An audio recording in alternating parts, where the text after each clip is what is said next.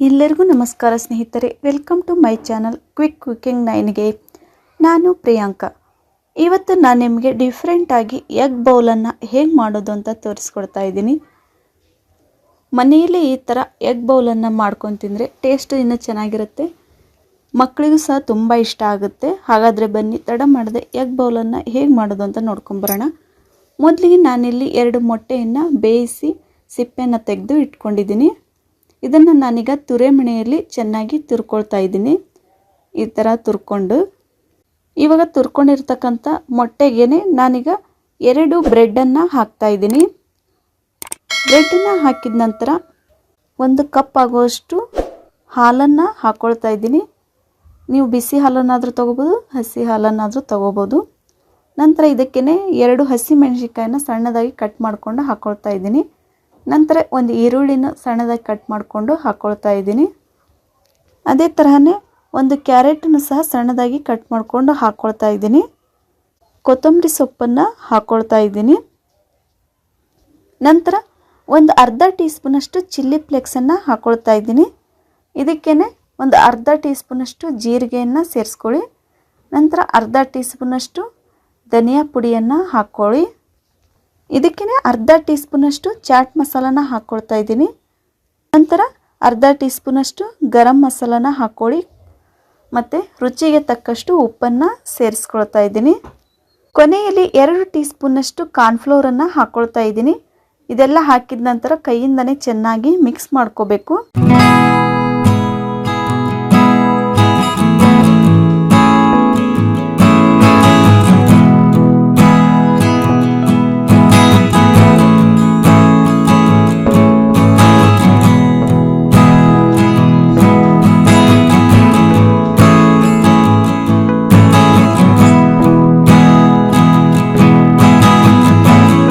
ನೋಡಿ, ಎಲ್ಲ ಚೆನ್ನಾಗಿ ಮಿಕ್ಸ್ ಮಾಡ್ಕೊಂಡಾಗಿದೆ. ನೋಡಿ, ನಾವು ತೋರಿಸ್ತಾ ಇದ್ದೀನಲ್ಲ, ಈ ಹದಕ್ಕಿದ್ರೆ ಸಾಕು.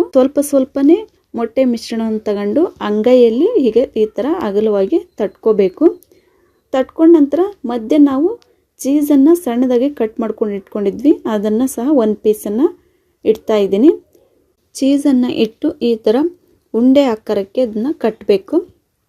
ನೋಡಿ, ಈ ಥರ ಮತ್ತೊಂದು ಉಂಡೆಯನ್ನು ಮಾಡಿ ತೋರಿಸ್ತಾ ಇದ್ದೀನಿ. ಮೊದಲಿಗೆ ಈ ಥರ ಅಂಗೈಯಲ್ಲಿ ತಟ್ಕೊಂಡು ಮಧ್ಯದಲ್ಲಿ ಚೀಸನ್ನು ಇಟ್ಟು ಚೆನ್ನಾಗಿ ಚೀಸು ಕವರ್ ಆಗೋ ಥರ ಉಂಡೆಯನ್ನು ಕಟ್ಟಬೇಕು.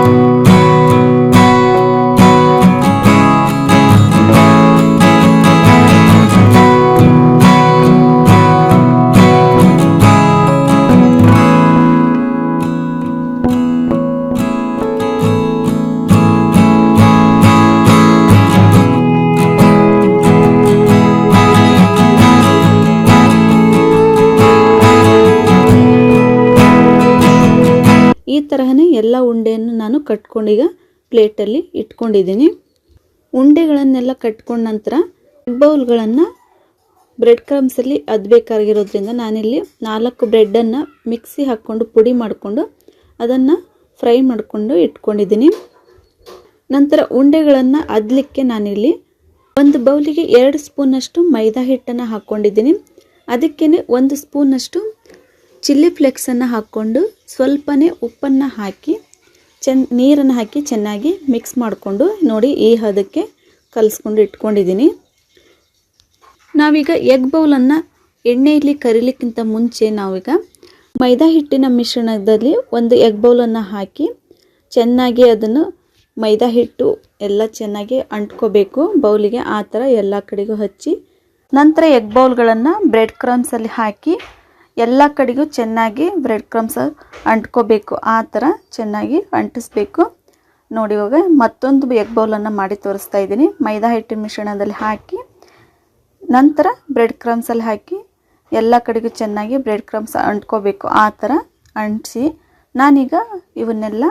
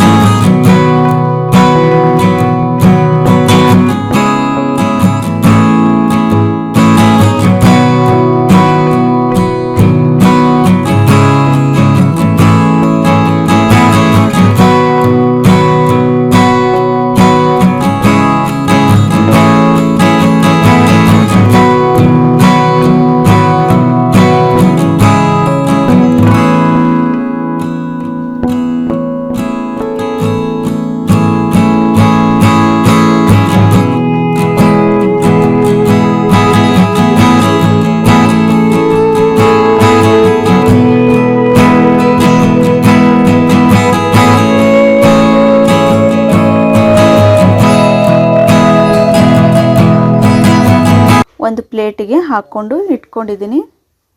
ಇವಾಗ ಎಗ್ ಬೌಲ್ ರೆಡಿ ಆಗಿದ್ದಾವೆ. ಇದನ್ನು ನಾವೀಗ ಎಣ್ಣೆಯಲ್ಲಿ ಕರಿಬೇಕು. ಅದಕ್ಕಾಗಿ ಗ್ಯಾಸ್ ಆನ್ ಮಾಡಿ ಒಂದು ಪ್ಯಾನನ್ನು ಇಟ್ಟು ಉಂಡೆಗಳನ್ನು ಕರಿಲಿಕ್ಕೆ ಎಷ್ಟು ಎಣ್ಣೆ ಬೇಕೋ ಅಷ್ಟು ಎಣ್ಣೆನ ಹಾಕ್ಕೊಳ್ತಾ ಇದ್ದೀನಿ.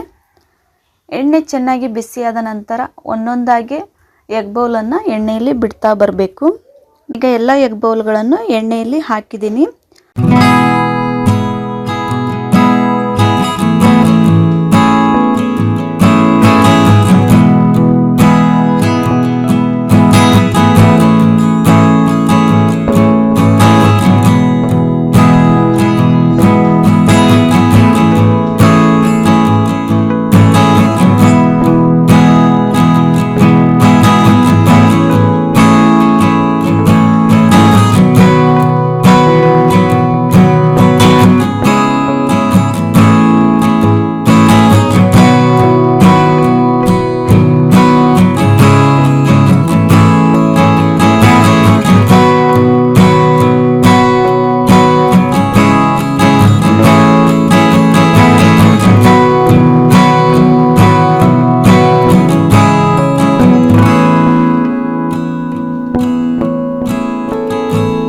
ಒಂದೆರಡು ನಿಮಿಷ ಬಿಟ್ಟು ಇನ್ನೊಂದು ಸೈಡು ಮಗುಚಿ ಹಾಕಬೇಕು. ಎರಡು ಸೈಡು ಚೆನ್ನಾಗಿ ಬೇಯಬೇಕು.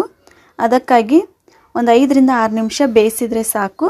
ಬ್ರೌನ್ ಕಲರ್ ಬರೋವರೆಗೂ ಮೀಡಿಯಂ ಫ್ಲೇಮಲ್ಲಿ ಇಟ್ಟು ಬೇಯಿಸಿದರೆ ಸಾಕು, ಬೆಂದ್ಬಿಡ್ತವೆ.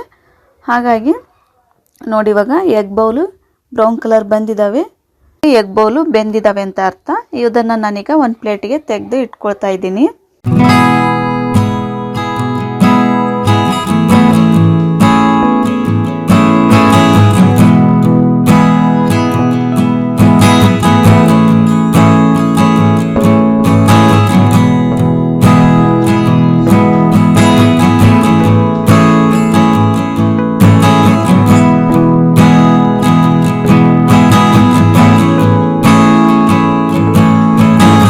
ನೋಡಿಲಿ ಎಷ್ಟು ಚೆನ್ನಾಗಿ ಬಂದಿದ್ದಾವೆ ಅಂತ ಎಗ್ ಬೌಲು. ಇದನ್ನು ನಾವು ಎಗ್ ಲಾಲಿಪಾಪ್ ಅಂತಲೂ ಕರಿಬೋದು. ಇದಕ್ಕೆ ನಾವೀಗ ಗೋಬಿ ಸ್ಟಿಕ್ಕನ್ನು ನಾನೀಗ ಎಲ್ಲ ಎಗ್ ಬೌಲ್ಗೂ ಚುಸ್ತಾ ಇದ್ದೀನಿ. ನೋಡಿ ಈ ಥರ ಮಾಡಿದೆ. ಈಗ ಎಗ್ ಲಾಲಿಪಾಪು ರೆಡಿಯಾಗಿದ್ದಾವೆ. ಈ ಥರ ಮಾಡಿಕೊಟ್ರೆ ಮಕ್ಕಳಿಗೂ ಸಹ ತುಂಬ ಇಷ್ಟ ಆಗುತ್ತೆ. ಟೇಸ್ಟು ಚೆನ್ನಾಗಿರುತ್ತೆ, ನೋಡೋಕ್ಕೂ ಅಟ್ರಾಕ್ಷನ್ ಆಗಿ ಕಾಣ್ತಿರ್ತವೆ. ನಾವು ಇದನ್ನು ಟೊಮೆಟೊ ಸಾಸ್ ಜೊತೆ ತಿಂದ್ರಂತೂ ಇನ್ನೂ ಸಖತ್ತಾಗಿರುತ್ತೆ. ನಾನೀಗ ಒಂದು ಎಗ್ ಬೌಲನ್ನು ಕಟ್ ಮಾಡಿ ತೋರಿಸ್ತಾ ಇದ್ದೀನಿ. ನೋಡಿ ಎಷ್ಟು ಚೆನ್ನಾಗಿ ಬಂದಿದೆ ಅಂತ. ಚೀಸು ಮಧ್ಯೆ ನಾವು ಚೀಸ್ ಹಾಕಿರೋದ್ರಿಂದ ಎಷ್ಟು ಚೆನ್ನಾಗಿ ಕಾಣ್ತಾ ಇದೆ ನೋಡಿ. ಇದಕ್ಕೇ ಟೊಮೆಟೊ ಸಾಸ್ ಹಾಕ್ಕೊಂಡು ತಿಂದ್ರಂತೂ ಸಖತ್ತಾಗಿರುತ್ತೆ ಟೇಸ್ಟು. ನೀವು ಮನೆಯಲ್ಲಿ ಎಗ್ ಬೌಲ್ ರೆಸಿಪಿನ ಟ್ರೈ ಮಾಡಿ ಹೇಗಿತ್ತು ಅಂತ ಕಮೆಂಟ್ ಬಾಕ್ಸಲ್ಲಿ ತಿಳಿಸಿ. ಈ ರೆಸಿಪಿ ಇಷ್ಟ ಆದರೆ ಲೈಕ್ ಮಾಡಿ, ಶೇರ್ ಮಾಡಿ, ಸಬ್ಸ್ಕ್ರೈಬ್ ಮಾಡಿ. Bye friends.